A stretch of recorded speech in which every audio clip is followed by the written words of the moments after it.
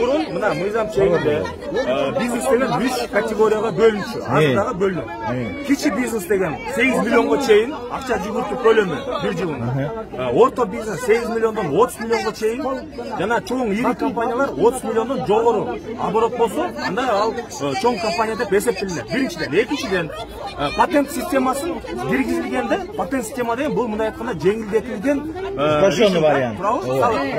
Ошол патент деген только ошо кичи бизнеске эле болуш керек деп талап коюлган.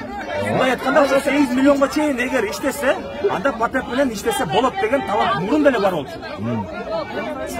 Ошону кантан чыгарышкан 8 миллион оборот деп. Азыр көтөрүлбөйдү, ал убактан кийин уже канча инфляция болуп, канча процентке кымбатталды азыр. Мисалы, илгери 5 сом болсо азыр 10 сом, 20 сомго калбады. Сумай канча сом азыр?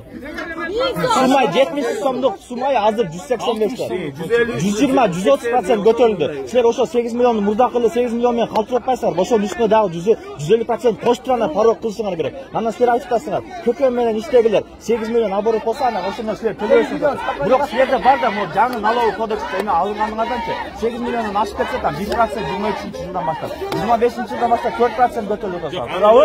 Ошондой кылып атасыңар. Жок, силер 23-ке чейин атасыңар. Анан ким качтан берсиңер? Биз патент менен иштеп атабыз, биринчиден. Добровольный патент төлөп атабыз. Экинчиси ККМде койгула деп атасыңар. Биз ККМде расход кылып атпайбы алар? Мисалы силер ОККМ упрощенный онлайн ККМде атасыңар. Ага арайына бир кассага 250 сом минимальный төлөшүш керек операторлорго. Бир экинчи жанагы пост терминал ачыш керек. Алар 2,5 миң сомдон өйдө төлөнөт. Ошол расход болуп атат. Биз патентте төлөп атабыз. Соцфондда төлөнүп атат. Суусу эме суусундагы төлөйбүз. Мусорда төлөйбүз. Мусорда биз 1 чарчы метр канчадагы сом. Биз мисалы жөнөкөй квартирада жашагандар 22 сом 50 төлөйт бир адамга. А биз мисалы 20-30 квадратта 755 сомдон төлөйбүз. Биринчиден, экинчиден суу биз мисалы 10 миң сом төлөсөк, 10 миң сом төлөсөк, үстүнө НДС төлөйбүз 1-2%. Үстүнө дагы 1200 сом төлөйбүз. Андан тышкары биз 2 сом 52 тиңден сатып алабыз светти. Жөнөкөй элдер кошоп 18-90% төлөйбүз. Ошону 2 сом 85 тиң болот. Мен мына кече жакында эле төлөдүм 2 сом 52 тиң. Ошондон тышкары кантип гана 8 миллион сом оборот кылып атасыңар. Патент иштеп атасызбы? Добровольный патент менен иштеп, и плюс еще бизге налоговый келип ККМ койгула дейт. Хотя бы пост терминал дейт. Ал дагы дополнительный расход деп түшүнүп атасыздарбы? ККМ деген патент менен түзөтүс байланышы жок. Мына кээбирлери ой болуп, эгер патент болсо анда ККМ колдонбош. Андай жок талап. Эч кандай мыйзам чегинде андай жок. Ошо биз ККМ эмнеге керек? ККМде бул эсеп. Ошол айтып коесузбу? Эсеп силер деле өзүңөр чын айтканда, силер деген өзүңөр эсеп кыласыңар да, туурабы? Кандай расход мына жакшынакка өзүңүз айтып берип атасыз. Мондай деп. Биз айтып атабыз. Мамлекет деген билиш керек, ошол кандай эсеп болуп атат. Болду, ошол эле талап. Жок, силер мамлекет ошол айтып атасыңар, эсеп болот. Биз эсепти силер мамлекет кандай берет? Биз мамлекеттен товар алып сатып атабыз. Жок, мамлекет бизге товар менен гана. Мамлекет деген эсепти билиш керек. Ар кандай силердин биздин жакшы собственностун эсепти билиш керек. Бул талап. Бул талап. Биз деген мына ачыкка чыгалып атабыз. Мына көмүскө экономиканы азайталы деп атабыз. Мамлекеттин өнүгүп, айлыктары жогору болсун деп атабыз. Эми ошол үчүн биздин бир талап андан көрө мамлекеттик өйдө көтөрүш керек го. Мамлекет. Биринчи жолу мамлекет өйдө көтөр, андан кийин өсүл ошого барат. Биринчи мамлекет чоң көтөрүш керек. мамлекетти жөнөкөй көтөрүп атпайсыңар да. Биздин өлкөбүз мугалимдердин эмес. Биз эле министрлик кабинет эмес. Бул бүт биздин элибиз.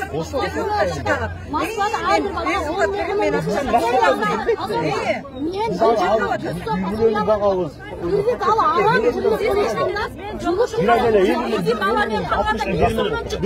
Bir tambası çok yerin, min sona çıkan bu neye çetin yapırken? Neye çetin? Ayakta hükümet anlamıyor.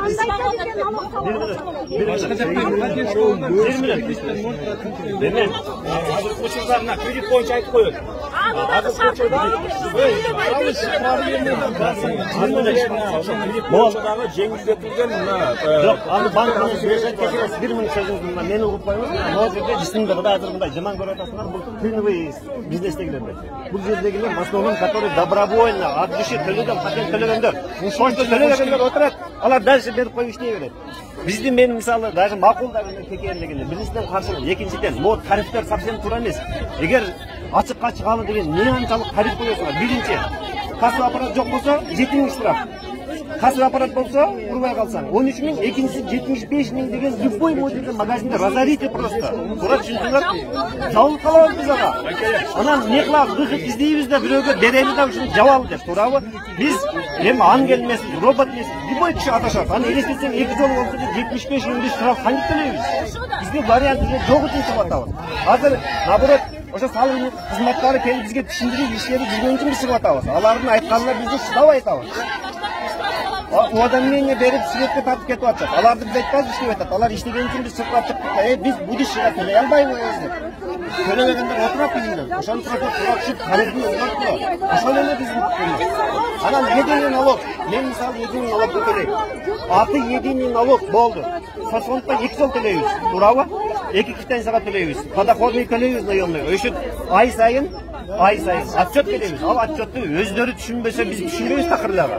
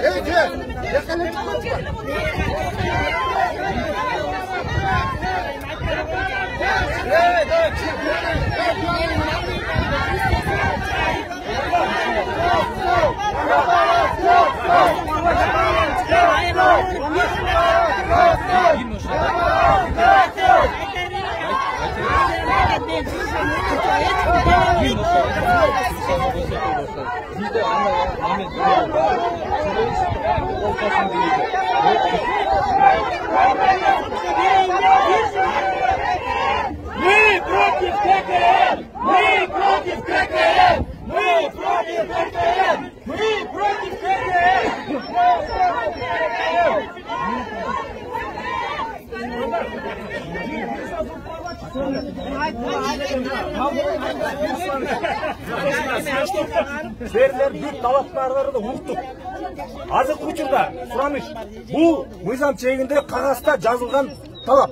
Ошондуктан биз бүт ошол сунуштарыңарды, талаптарды мына жетекчилик менен бир сүйлөшүп, мына макулдашып, мына азыр деле ким чыкпасын, уксаңыз, уксаңар эми, укпайсыңар. Эми мына азыр ким чыкпаса дагы мыйзам чегинде жазылган талапты азыр мына бир моментте болбойт деп андай боло албайт. Анткени бул мыйзам чегинде жазылган талап, кагазда жазылган. Ошондуктан мына бири-бирибизди угалы. Биз мындай кылалы. Мына силердин бүт сунуштарыңарды, талаптарды биз жазып алдык. Мына азыр бүгүн эле жетекчилик менен сүйлөшүп, ушул маселени кандай карап туруп, чечимди мына силерге анан дагы айтабыз. Туугандар, азыркы учурда сұраныч, мына бири-бирибизди угалы. Азыр деген мына жөн эле кыркырып бергенде ал талап жок болуп кетпейт. Ал кагазда жазылган талап. Ошондуктан давайте так сделаем. Мы все предложения, мына байке, мына аксакал. Биз ошол талаптарды карап туруп, кайда жол айтабыз.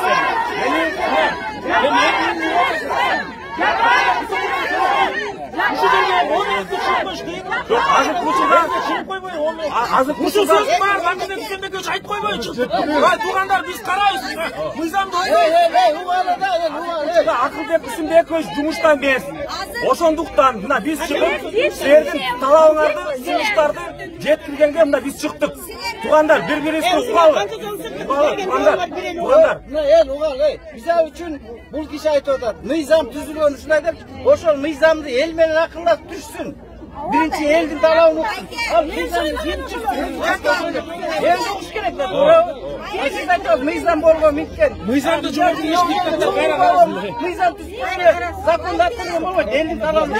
El narazı olmasın çıkıyorlar. Eğer Tuğra mıyzam olsa yakşı elini kırıştırsa hiç kim çıkmamız. İslam koyarsa eldi. Hiç kim çıkmamız. Var ne makul olmaz. Sizlerden mıyzamın var, Türk'te mıyzamın var. Hiç kim benden hakkı. Kim İslam Bey?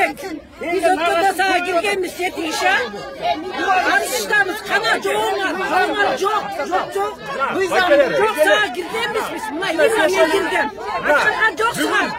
O çocuğu daha çıkartar. Ben yine girgen sağa. büyük salaplarını cemkile. Kana bizim hattımız. Sen daha birbirine daha. Koy ya sen atkanan başsın sen sile öyle kaçıyor. Atkan kaç şimdi. Lan o gözüne gidiyorsun. Mizanlı düşsün. Sen arkadaş. Gülmenin düşsün. Bu mizanlarla elgirle karşı mizanlı düşmeyin. Bana mizanlı nereye de Bana hapus demez. Bana hapus demez. Hazırla cürüyorsan. Yine girip girip de sayılar akılda girersin sen. Akılda çalsan.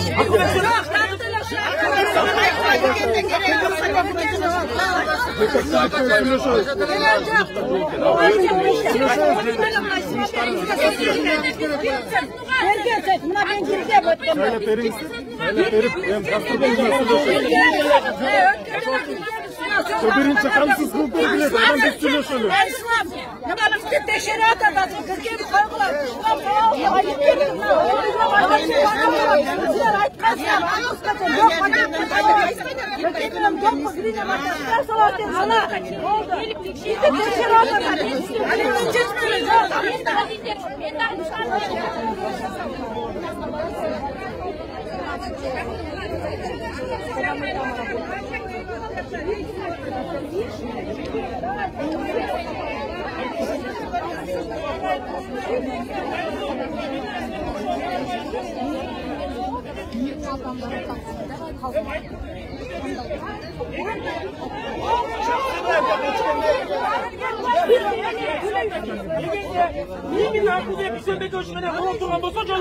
Bir 5-10 kişi bakın duran komisya sözü geri çıkmalıyor. 5-10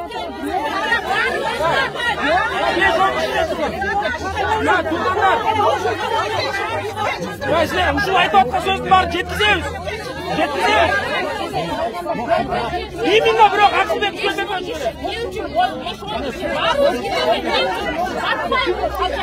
Baruz girer. Baruz aytar.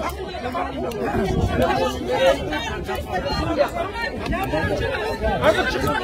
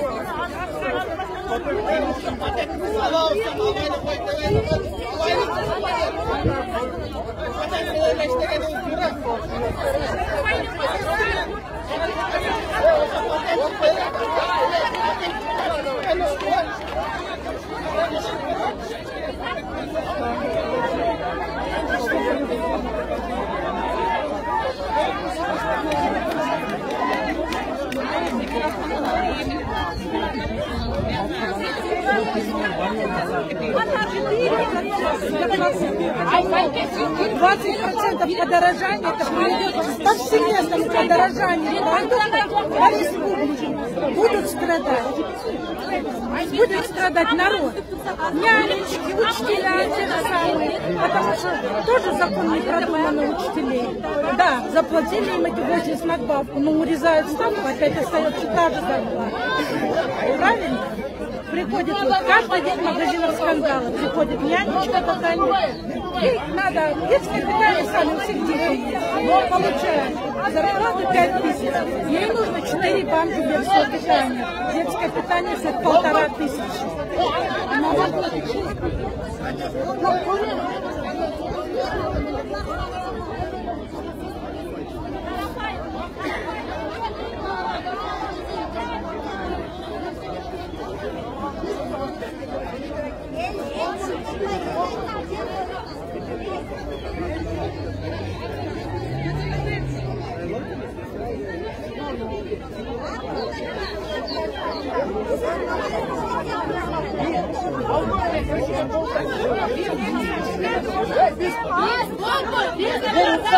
Biz paket to'lovga ma'qul bo'lamiz. Paket to'lovga.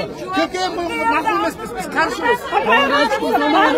Yo'q, biz to'layapmiz. Biz to'layapmiz. Biz to'layapmiz. Yo'q,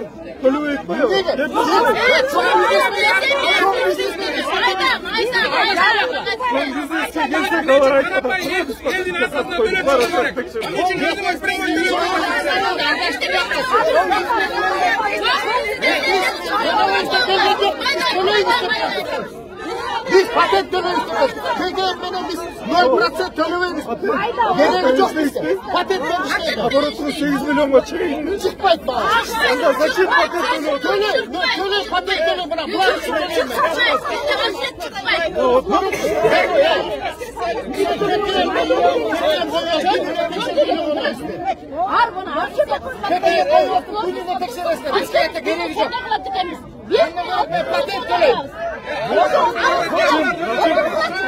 Зачем патент алотов?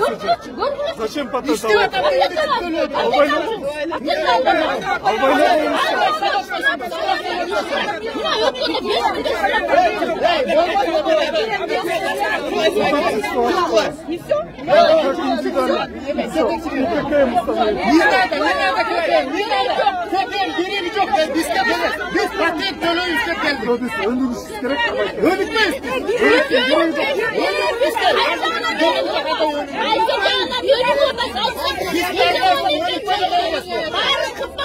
Ошол үчүн да, ошол үчүн. Жок, ошол үчүн эмес. Чоңдор жүрүп атат. Биз антып мен ошо чоң фирманы багып атам, чындап келе. Баарыбыз товар наличкага сатып алабыз. Карыз, кредитибиз мынандай баарыбыздын. Кредит алган кредитти. Ошол чоң фирма Россиядан товар алып келип атат. Растамовка болуп атат. Ошолорду текшерип Посреднический фирма алып төлөп атат. Андан кийин акыркалардан алып биз төлөп атабыз. Это в идеале. Как в идеале? Эми коюп. Россиядан келген товарды жөн эле киргизип коюптуңар силер фирмага. Мына эми ууп туруп. өткөндө каталуу киргизген мына. Кана ошол жооп кана экен. Узартып бербедикпи базарларды?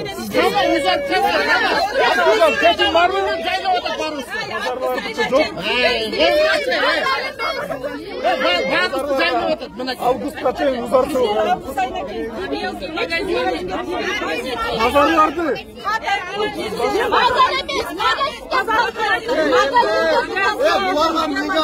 Bular bazarga tiymeyin dedi. Bazarda yer köp. Bazardan korkkan için bular. Bazarga tiymeyiz o da. Magazinlerde bular duş yetişkere eserler bular. Bizim maksat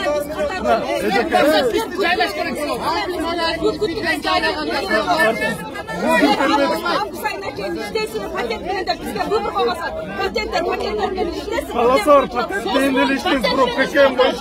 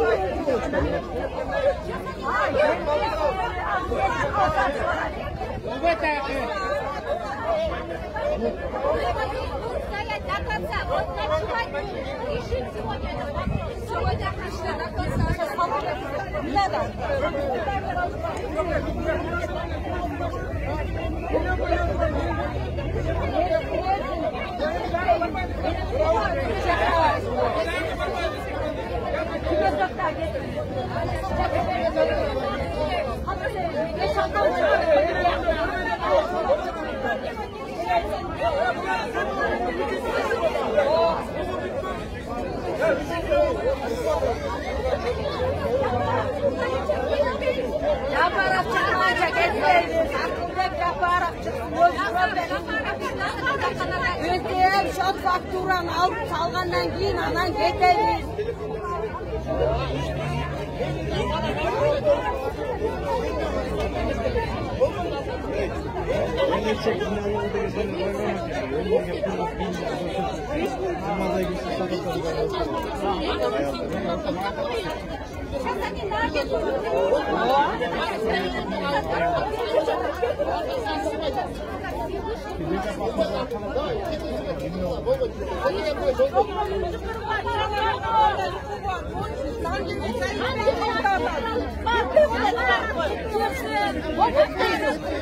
Arenda var, muzol, dayım.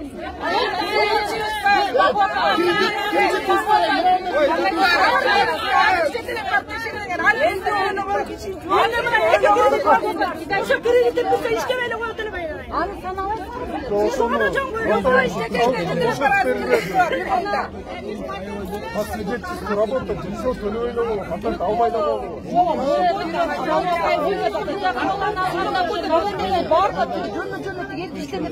Андай эметпейт, өкмөт. Как не думать, ошондой болот койбу? Ошондой болот. Жок, ашат. Потому что сахар 100 сом тиги. Конечно, ашатса тиги. 5 киши алса 500 сомдук кылбай күнүнө сахар. 8 миллионго Сахарга мына 1 килограммга 90 сом, 20%. Сахар 3 сом эле, сахар 5 сом эле кошобуз. 100 сом эле кошобуз. Биз 20% кошкондо 120 сом бар. Надо бар. өзгөртүп барат, анализге отурат. Азыркы инфляция. Бул пока азыркы талап бар да жазылды. Изилдегилер канча кийин баштагылар.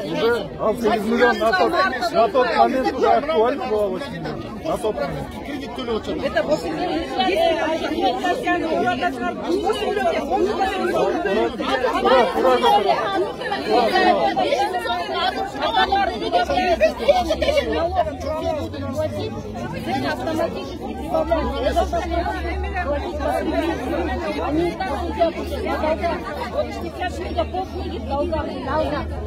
В том, что в Европе, видите, вот смотрите. Грубо говоря, инфляция поставщик. Ограничить не платят. Кому-то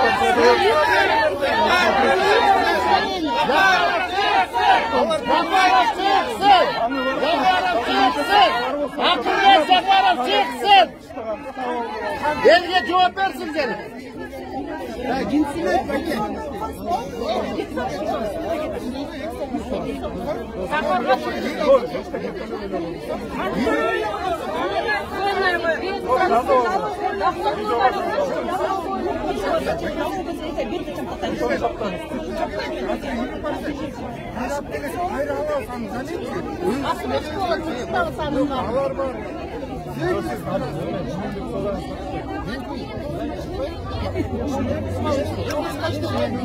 Границадан қандай өтіп кетіп жатады?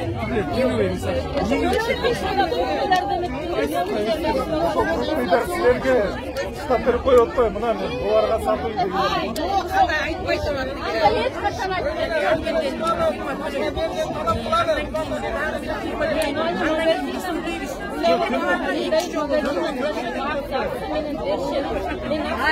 Ояққа үйіл бөгілөчү. Бұлар кешпейді. Ой, бұл әлемші. Бұлар кешпей шәктеген.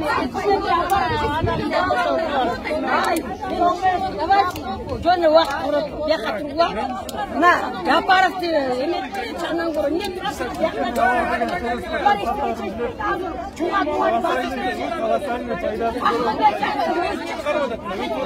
Gönele yakta şurası büroyu yalasınlar, tüyü kolasınlar.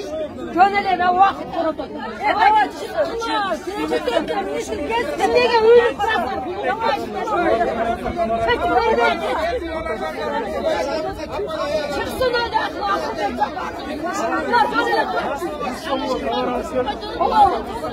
Bu alaksız öyle tuvalet. Zaten uşaklar hiçbir yok. Akıl bekler var.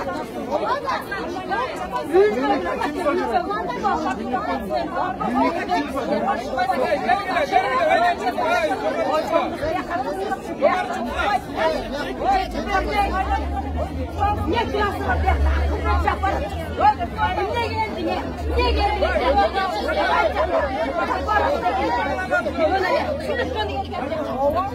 Kesip vermeyin.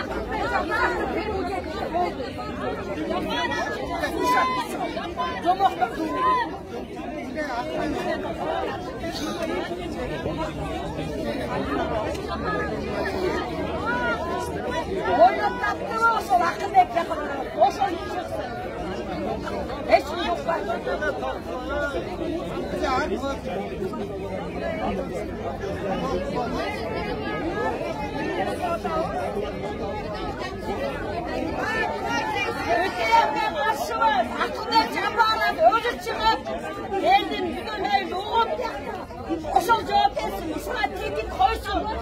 Bize anlayacak etmeyecek.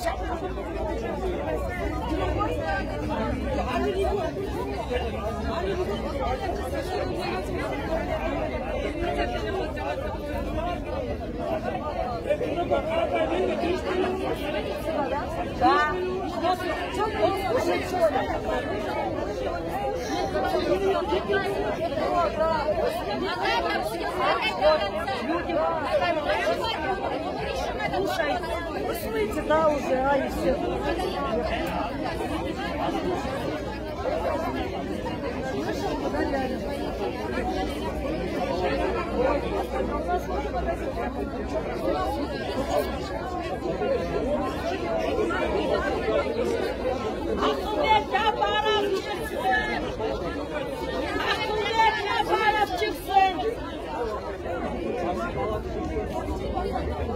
Çıkmasa oturalım, geç geçeydim, bayramda çıktı oturalım.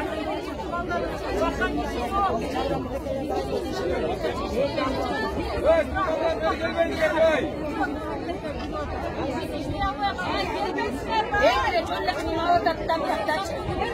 Birlikte kumar çalıştık. Evde Türkiye'ye modelem 12% koştu da biz. Anın ismi daha koştu. Evde de ağırdat.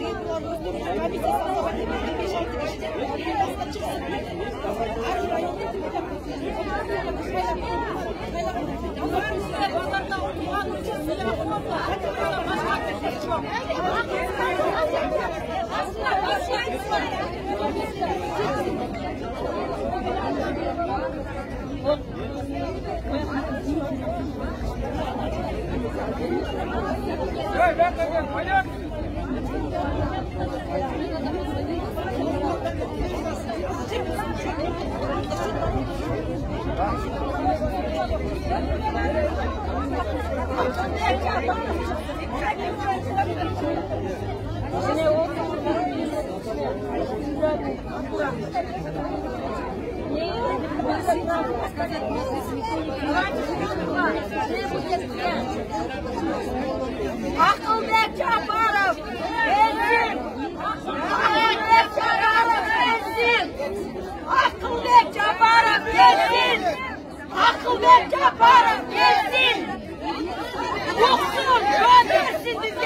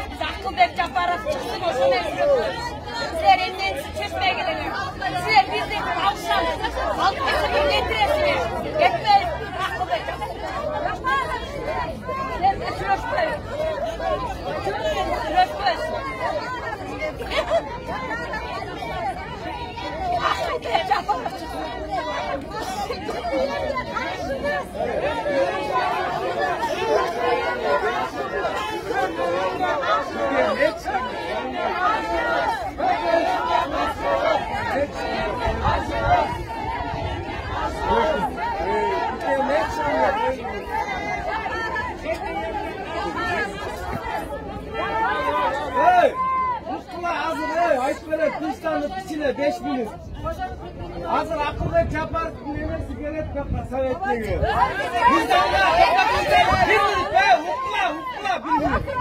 Bizden özgürtü girgizip durup, Türkiye'm hiç kimde koyulmaydı deydi.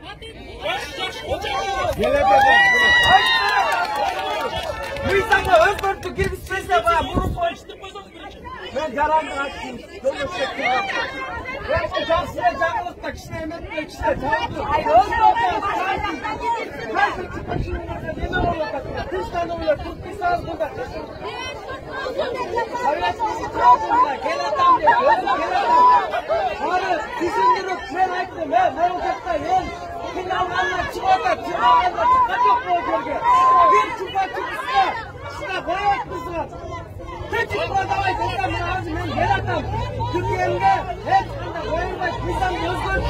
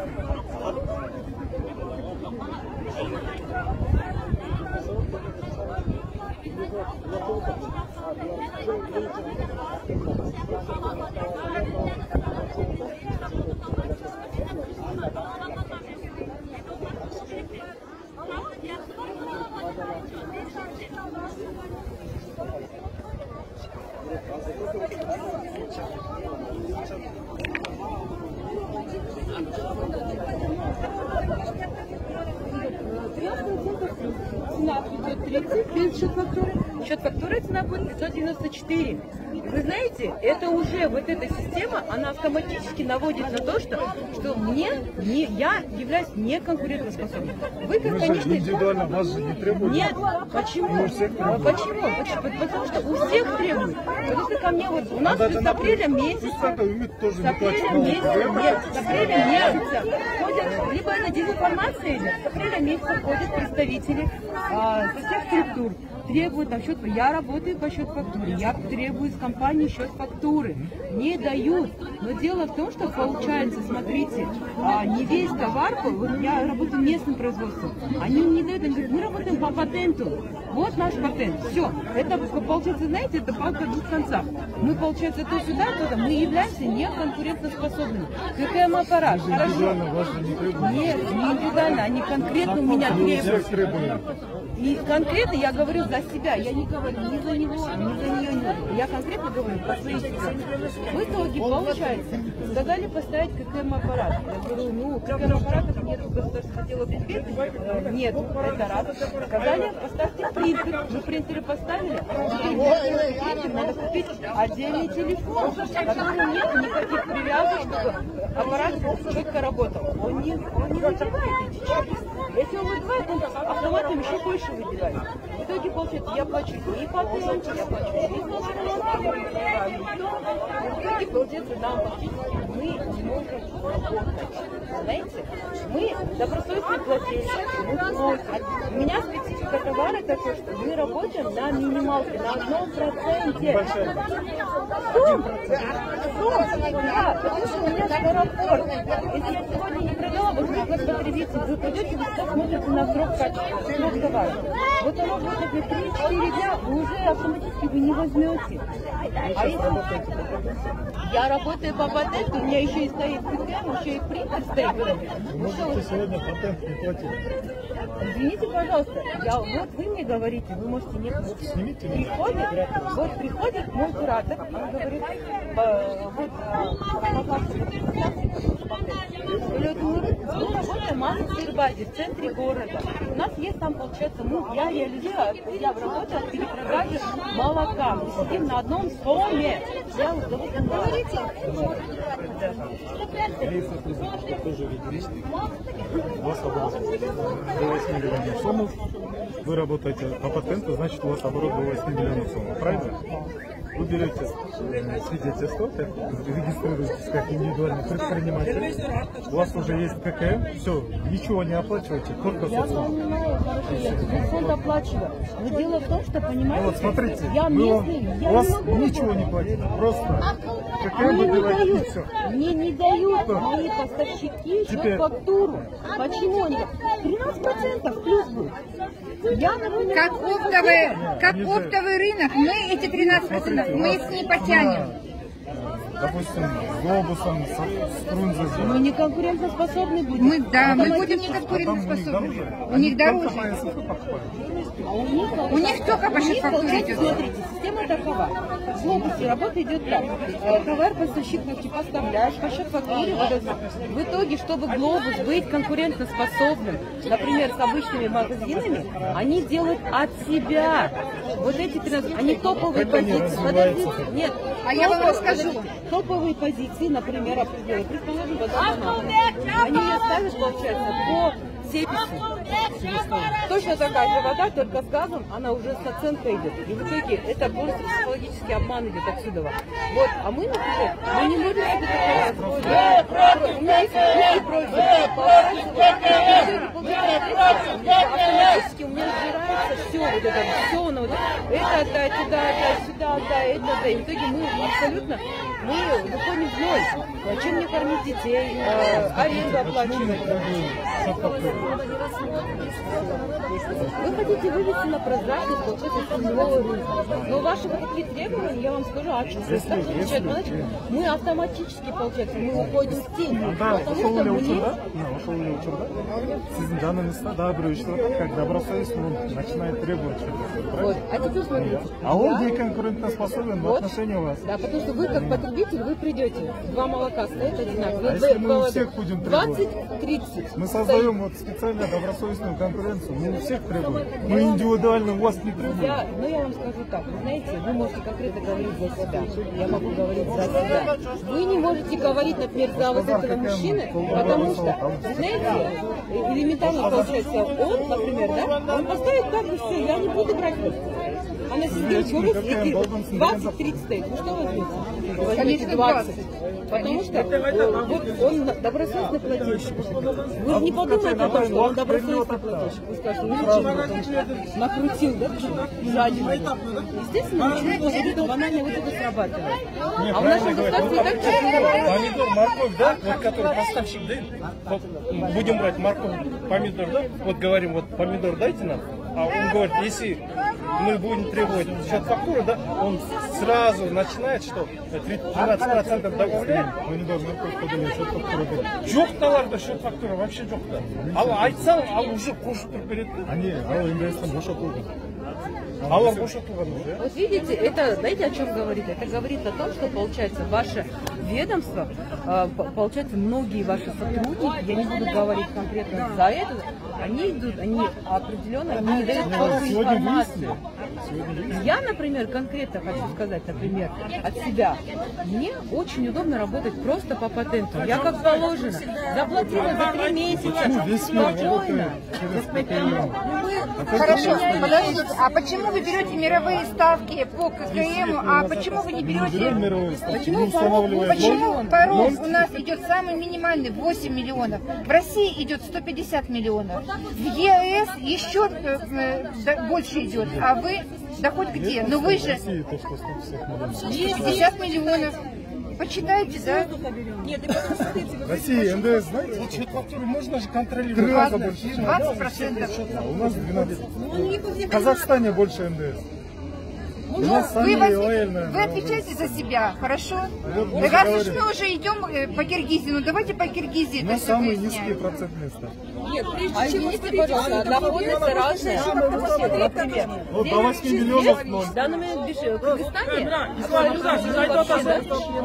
Ислам Мырза, мына ушу қалай қалып көтше тұрып айтып беріңізші. Мына еркекше қол алыша аласыз. 8 миллион отасы қой, 8 миллион чиріп тұрып, любой бір комокқа кірелші. Хронометраж қылалы бір күн. 22 мыңдеші, любой комок қылып қойып. Ертеңгі күні сіздер елдің барын қинап соғасыздар. Елдің барын қылшығына тие отасыңдар сіздер. Ушының керек емес. Мен айтайын, атыңыз кім? Мен атым Марат. Марат байке, мына ошол маселени биз мына карайлы, ошо барокто карайлы. Мына мен эконом коммерцияны мына барокто карайлы. Ошого мына эркекче сөз берет. 8 миллион деген цифраны каяктан таптыңар силер? Ушуну айтсам жөн эле. Ойлоп таап койдуңар. 8 миллион мурунтан коюлган нерсе. Башында 4 болчу. Канча инфляция болду? 2014-15 8ке чыгарды. Бүгүн мына сиз көтөрүлүп атат, мына албетте. Кыскасы Акылбек Үсөнбекович келсинчи ушул жерге менен сүйлөшөбүз. Акылбек Үсөнбекович кел арткасынан кел. Марат байке. Сиздер эчтеке чечпейсиздер эми баары. Жок, мына ошону карайлы десе, кайра эле эмне жакпайт абы. Карап берели деп атсак, кайра бүтөбүз деп атасыз. Ушул сөздү Акылбек Сизге Жапаров айтып койбойбу? маселени чечиш керекпи? Чечиш керек. Ушул киши айтып койбойбу? Бuyurun çeçelim. Sanaylı ошол. Жүрүңүздөр. Siz ne Kırgız eli tanıyın? Akılbek Japarov'tu 7 milyon Kırgız eli tanıyın. Kızmatkер мен. Siz kızmat, рядовой kızmatkersiniz. Siz anlaşılın işte. Gelsin, pремьер-министр gelsin. Şu sağlıklık sayasatты. 3 месяца было в расчете. Нет, 18 сегодня люди вышли. Подождите. 3 месяца, да, вот мы рассматривали по рынку. 20 сомов. Я по 20 продаю, сом 50. Сама 50, что хотите взять? У нас 50 копеек на упаковку. Сейчас больше людей наберется. Зачем это делать? Поэтому давайте вот 25 будет. Марат байке мына чечейин десе кайра. Biz aytıp gördük, gel geçin. 5-10 kişi gelin dese bol boy takın. Мен эконом коммерция салыктык саясат жүргүзөм. Ошол парокту карайлы. Кекендин Ушул эле сөздү Акылбек Үсөнбекович чыгып айтып койсун. Биз тарап кетебиз. тапшырма берилген бул боюнча Акылбек Акылбек Үсөнбеков. Үсөнбеков Карадыла деген мына чогуу карайлы сизге. Шөт фактору алынабы? Аласыз жумушчу топ түзөлү. Мындай да. Ислам мырза. Ушул Ошого алып чечен. коюшун айнап карайсыңар, жумалап карайсыңар. Жүрүң, азыр бар. Жүрүң. Шөт фактораны көтөрүп Азыр бар карайсыз. Эмне ушуга чейин келип Мына койбойсуңар? карап атабыз, мына Ушуга чейин эмне жүрбөйсүздөрбү? Эй, 200 кишини теде калып барбай, мен калып келбейсиңер силер ушул караган. Ошону карап, Министрди бияка чыгырлар. Чыгырлар бияка. Келиңиздер.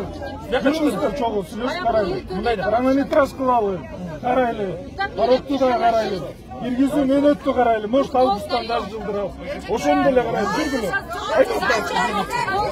Министрди чыгырыңыз бияка. Каяка эмне кылабыз? Бир киши эле чыгабы.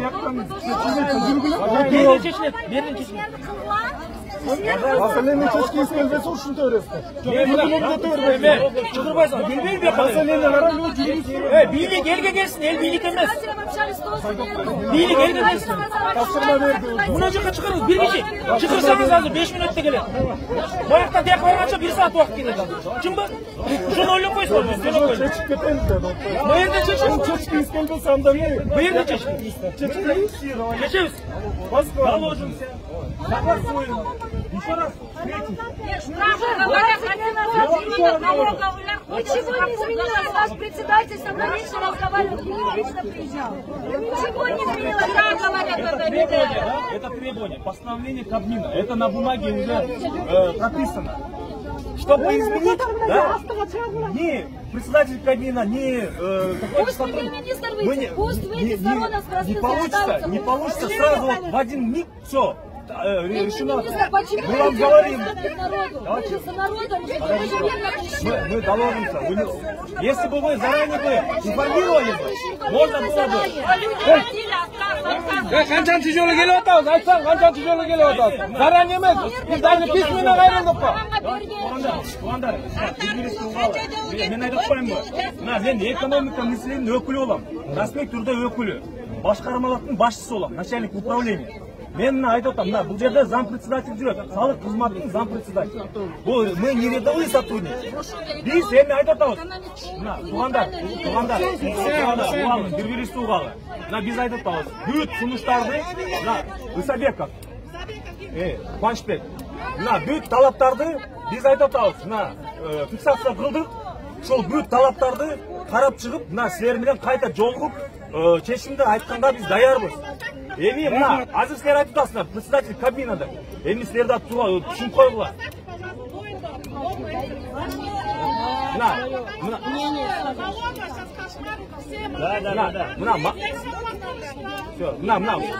Мына мораторий боюнча, ККМ боюнча, патент боюнча, мына бул жерде единый налогтун ставкаларынын боюнча, мына бүт ошол талаптарды биз азыр карап чыгабыз деп мына айтып атабыз силерге. Урматтуу туугандар, угалы. Канча убакыт ошого? Канча убакыт кетет карап чыкканга? Мына 2 күн берген, 2 күн буга чейин карап коюлган жоксу, буга чейин арга жер-жерлерде көтөрүлөт, талас айтып атат, каракол айтып атат, чакмак айтып атат. Буга чейин эмне үчүн түзүчү керекпи? Ошо силер карап чыкканча налоговыйларды токтоткула. Рейдтерин токтотсун. Күнү түнү артып талкалабасын анда барып туруп. Урматтуу туугандар, ошо мораторий боюнча азыр салык кызматы менен да сүйлөшүп, 2 күн мына ушул чечим болгонго чейин карап чыкканга чейин. Ошо. Туугандар, жана мен айткан киши келди атма жаппай, айта жокко чыкты болду ошо. Мына. Дима, какой депутат? Советник. Да не нужен нам советник. Мне надо советник. Жокко чыкты ошо.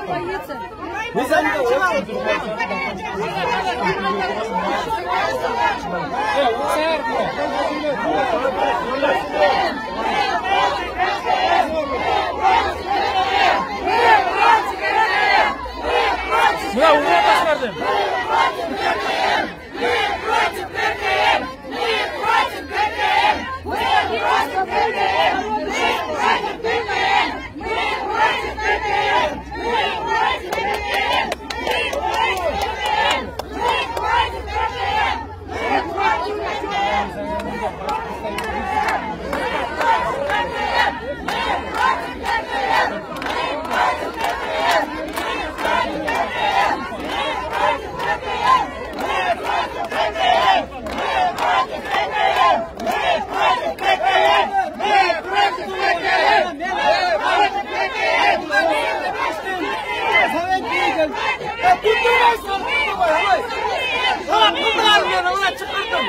Ya bir sürüşmeyi sayet bir şey.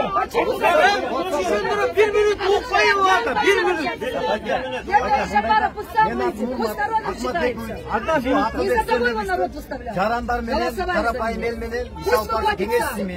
Азыр бирөө-бирөө жолугуп атат. Ана мени жүрөптү, урмат бардагы. Сен өзүң карапайым элден чыккан балам мен да. Сиздерге окшогон карапайым балам мен. Чортаманмын.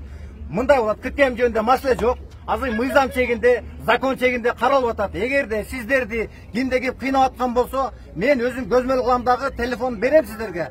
Маалыматты жеткизип турам. Азыр Карабатадан келсеңиздер, Сокулуктан келсеңиздер, бириктип закон мыйзам менен карап турасыздар. Азыр өзүм эмес, бирөөлөрүмө жолугушуп болуп атат. Бүтүп турасыз. Жок, мындай азыр кечке жолугушуп. Мен ошончо мен жөнөттү да. Эгерде мыйзам менен, закон менен каралып атат азыр. Ошончо мени жөнөттү, мен кеңешчи. Как кеңешчи келип атат сиздерге? Почему он сами выйдет, народ выйдет, простой народ решает.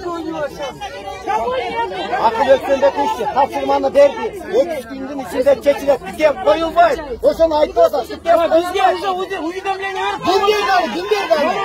Налог бербейт азыр, бербейт азыр. Ошо налоговыйлар келсин айтсын. Болбойт. Налоговыйлар келсин. Рейдти токтотсун. Болбойт. Рейдти токтотсун. Мага жөнөттү, акыл эмес, мага жөнөттү мени. Уже азыр указание берди. 2 күндүн ичинде байке. Чечилет. Эчким буттошпойт, тиктен болбойт байке. Кандай болот? Болбойт байке. Болбойт байке мына. Болбойт байке. Айтып атам мына байке. Болбойт байке. Байке мен айтып атам, мен сиздерге закон мыйзам менен каралып атат байке. Эмне деп айтайын байке? Мен ошо налоговый рейдти токтотсун деп атам. Байке токтот. bak bayke. Ne istiyorsun ben bu bayke. Ben yeni telefon alırız bayke. Ben vizitkam var bayke. Buna vizitka vereyim bayke. Buna vizitka vereyim bayke. Buna vizitka vereyim. Buna taraf al bayke. Ne oy vakit çalgıla bayke. Yeni telefonum gün bütün bir isteyit bayke. Ben aklım olmaz bayke.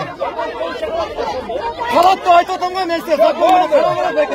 Bu bayke. Ben herkese soruyorum bayke. Ayet otamam bayke. Ne kızı gerekler bayke. Bayke patat boyunca kalası. Ben ayet otam. Büt var Roşal boyuna kalata. Zın bayzamına kalavadat. Bakta ne kalsın gerekler. Bayke eldin talalıçı. Ben ayet otam. Eldin talalı. Kotsas bayke. Eldin talalı. İlgerikele Karapay'ın beri kanda istegen buğa çeyi Boldu Roşal'da bolat. Ben Roşal'da senin gereği yok. Tuğanlar bu sefer bir minut. Akıllar bizden bekleştin. Gençlikten bayke. Buna gençlikten. Ok vereni. Tokta Cuma'ya vurma takman bekleştin. Akmaz bekleştin. Bundayda biz sizge Karapay'ın kara söz meni aytırız. Ben çalbakçı ben aytmadım. Biz de aytmadım. Ben sortamamım ben daha. Kıskaça aytkanda jön жатқан elge тиішпейлі қойылады. Тиіспейді, Біз өзімізсіз арауыз өзіміз айдаламыз. Өзіміз тоқатымызды өзіміз тұратамыз. Анан тиішпейлі қойсаңыздар. Tiyişpek. Ben söz verip atamam. Erkekçe söz verip atamam. Tiyişpek ben. Bunu koydum, boş hoş oydan gitti. Teskin tiyişpek. Aylamayın bir tuğandar. Elim, yurtum, hoş oydan kalak. Hoş oydan kalak. Teskin tiymek. Teskin tiymek. Senin derdi video tartışın. Tokma, teskin yok. Ben yokum. Geldik ben karayım. Sokulka da varam, karavaltıga da varam. Narın alvarım, batinge de varam. Yani kudretle şiret beni. Aytodan tiyişpek. Men aytodan bize. Men aytodan. Men kak sovetlik aytodan bize. Kak sovetlik aytodan. Bayke, geçik bas, bırak çıksa. Bayke, bırak, senin ayıp yolu verdim. Bırak, siz men de aytamaz. Siz de o yerde hiç tanımayın içinden işte. Men hazır aytodan. Men gengeçimde gülü atayım. Hakikaten barkım. Gengeçisi men misatım. Men sizlerden okşoğum. Karapayın elden çıkan valamın. Men çortamamın. Men çin oyun dikemezsin ben. Ben koltuğuna nesmeyim. Takmet Ali turbayım ben. Bayke. Biri karar talalı. Oturmayız. Ustanızlar. Ya ne kılalı? Geteliyor, tarayılıyor.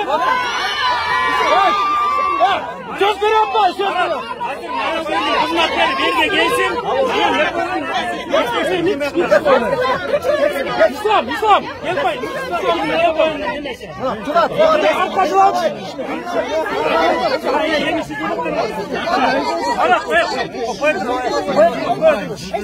Dıştan alıyor Tuğanlar. Hayır, dıştan alıyor. Vay Tuğanlar, dıştan alıyor.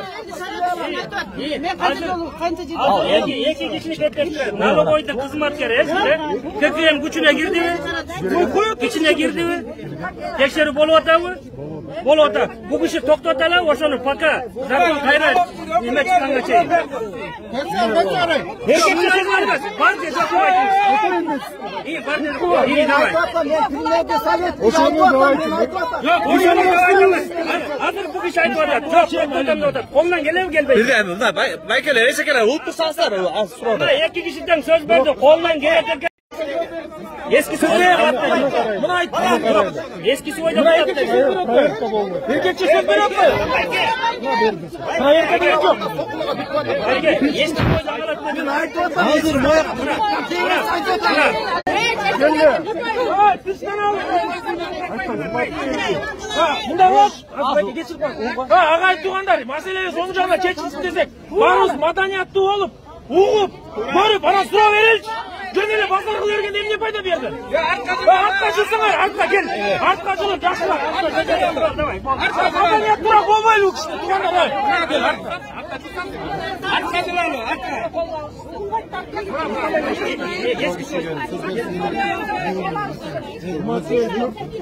Bal verir gel akırında.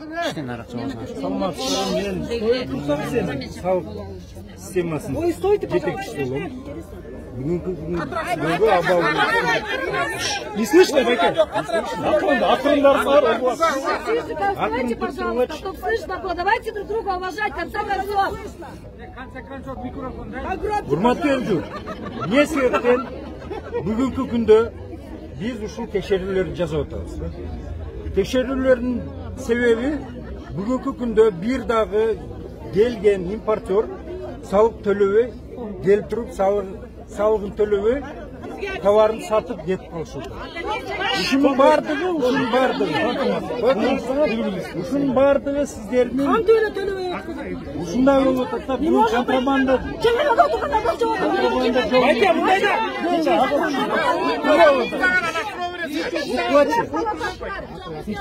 Бүгүнкү күндө эмне себептен бизде производство өнүп кетет? Себептенде бир да производитель бизге келгенге такыр эле кызыкчылык жок. Жок, уксаңар, укпагычы. О, дака сууп коюлар, суроо беребиз. Укпачы. Эмне себептен ушул? Байке, короче, мындайда, элди маанайын көрүп турасыздар. Биз бул айтып аткандардын баарын жаттап бүттүк. Силерге айтып бере алабыз, мунун баарын. Биз мыйзамды биз жазгандай эле болуп калдык. Баарын жатка билип калдык. Ар бир начальник, ар бир зам начальник баардыгы тең бизге түшүндүрүп атат. Анын баарын жатка билдик. Жөн гана айталы. Просто эле элге тийишпей эле. Ооба, тийишпей эле болду. Производительдерди барып заводко производительдерди барып завод. Кое турсаңыздар, Заводко барып текшербейсиңерби силер? Ооба. Магазинге эмне келип туруп атасыңар? Тачат отпайсыңар. Элдин баарын. Бул мындай болуп атат. Бир заводко барып туруп пост койсок, ал башка жерде машинасы менен ача кое туруп, ал жактан чыгарып, ошол жактан кирип. Жүгүрмөй атат.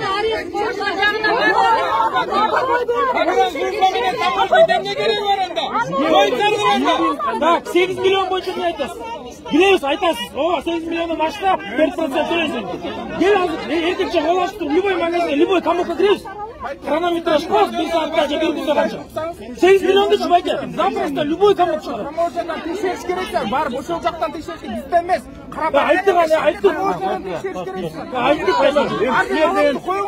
Жок, уксаңар, силерден биздин жараныбызсыңар. Байке, сиз нан жейсизби? Суу ичесизби, байке? Кыргыз эли болгондон кийин бир аз болсо да соодадан салык төлөш керек. Биз ошо сиздер патент төлөп атасыздар. Анысына кийин силерге суроо коюп атат. Биз болгон айтып атат. Сиздер ушул алган товарды биз ошону контролдоп коелук деп. Болгон эмес, байке. Буга эч ким салык төлөп атса кантип жашайт? Бай, төлөп атабыз, төлөйбүз. Байке. Бул деген Кыргызстан өзү, бул Кыргызстан ККМди ойлоп тапкан жок. Бүт дүйнө ушул. Ал даражага жетпейт, байке. Анда ушунча жакынчылыкка берели, африканский мамлекеттер жок, байке. Соседний страналарда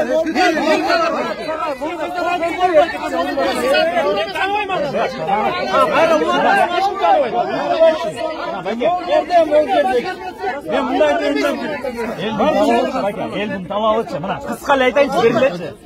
Буга чейинки немеде, мисалы, эч ким карапайымга тилге тийген эмес, эч ким тийген эмес. Эл өзүн окат кылып келатат, эч ким мамлекеттен эч кандай неме болгон эмес. Сиздердин бардыгыңыздарга эч кандай сурообуз жок. Биздики сурообуз сиздер аркылуу ошол импортировать эткен Biz artık geri gideceğiz. Karapayı verdi diyecekler. Magazinde tişe otaktı. El ilgerten gelatkan patentler töleyle gelatan. Bravo. Aysun günün kanday magazini bolsa ошого биз сурап салбайбыз.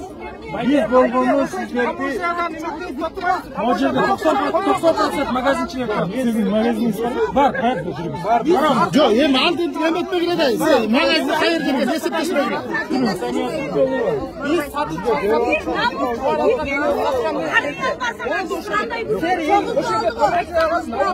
Hazır siz demek ki onu da kapaştık.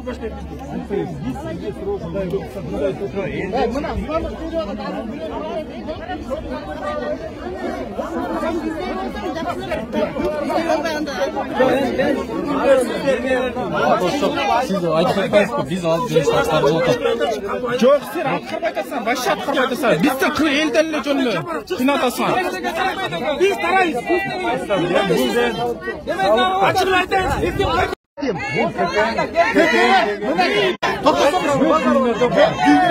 Biz dünyada dengeli ücretlik. Bizim dengeli ücretlik. Bana kredit neçe? 25%'den beri. Yok. Sür aldı toytopmasın. Бүгінгі күнде бірінен магазинге штраф салып айтамыз. Салынған болса мен ошоны. Мен акчаны Маратқа болса карауда да болот. Уведомление жаздырып кет. Биз болгону укпайсыздар. Биз бүгүнкү күндө уксаңар эми. Карапайым элдердин канын ичип атасыңар. Налоговый. Мен дагы бир жолу айтып кетейин сиздерге. Бир дагы магазинге штраф салбайбыз.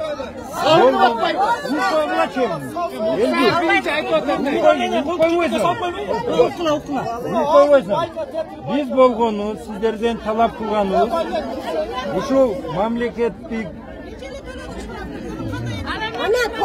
Ayda siz katurak sürüye diye almışsınız. Geçin bana açık aytalım. Elinde sürüyüşü de almışsınız böyle. Биз болгону сиздерден импортироваться этилген товарлардын бардыгын ошолорду көргөзүп бериңиздер деп атам. Жоқ, biz Bizge gelip değişmeyelim. Mayda bulamı sakın biznesde bir çoktur. Siz çoğunda tek tekşenen koydasınız. Biz arqılı, bizim kanun sistemini koydasınız. 8 milyondan sıfırını kaydan aldın herhalde. 8 milyon? Çetin milyondan aşağı. Hazır 8 milyon var otur yerde. Любой birinci kamok var. Ya çıkıp gidin. Каждый kamok böyle var. Yok уксаңар эми. Мындай болуп атат да. Бардыгы төлөгөнү мындай болуп атат. Патент 1000 сом, 1,5 сомдук патент болуп атат. Ошону төлөп туруп бардыгыбыз биз каалап атабыз. Жол салып берсин. Патент төлөгөндө берсин. Ешкимден 1,5 миллиондук патент жок. Жок, 1,5 миң стандартный бүт жерде. Айтпасаңыз, бирден ошо. Биздин ичибизден штраф салып, штрафты төлөп 20 Салынгандар келсин, азыр бардыгы менен сүйлөшүп, барып ошол штрафтарды калдайбыз. Бул аракты жүктөп кетип атат. Бул деген самопальный арак. Самопал. Ошондон мен бүгүнкү күндө кимдин арагын көтөрүп кеткен болсо, ушуларды талдайбыз.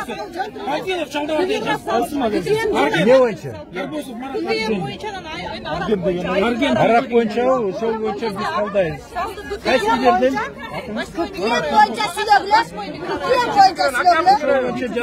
Биз арак боюнча бул мындай болуп атат да эл журт. Биз контрафактный аракты выявлять этип, ошону алып кетип атсак, сиздер ушунун баарына тоскоолдук кылып атасыздар. Сиздер ошол акмак заводдордун баардыгын колдоп атасыздар. Биз штраф салсак, ошол завод сиздерге төлөп берет андан. Төлөбөсө, төлөтөм, мен лично төлөтөм. Кыргыз боюнча сиз азыр калып сүйлөдүңүз. Бул эже акытты көтөрүп басып кайтарып алып бересизби? 23 миң. Азыр мындай. Группа бар 1000 адам. Ошондо ККМ боюнча. ККМ боюнча штраф. Бул мындай. ККМ мы не отменим. ККМ вы обязаны каждый предприниматель должен платить. Почему вы не должны платить? Бардык дүйнөдө ККМ бар. Бирок эл ошого жараша. Элине аз процентте ипотека үйлөр берилет. Айлыгы жакшы.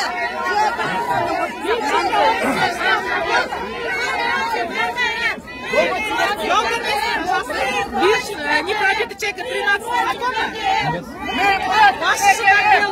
По этому вопросу мы можем с вами отдельно поговорить.